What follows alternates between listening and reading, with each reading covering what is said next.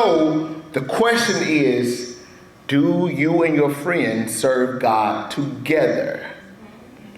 Do you have friends that are around you that help you serve God?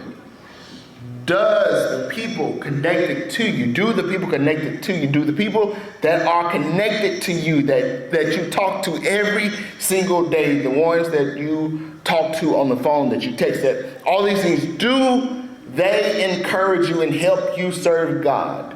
Because Shadrach, Meshach, and Abednego, they stuck together with serving God.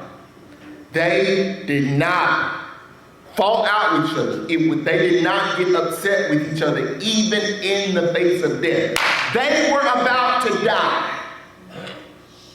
They were about to die. They were about to be thrown into a fire.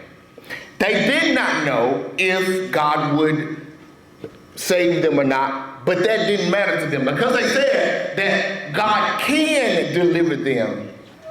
And then they said that even if he doesn't, they still would not die. So they were willing to lay their life down together. None of the three walked out when it came to the point of death.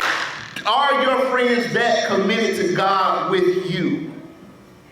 Are your friends that committed to God with you to say that no matter what,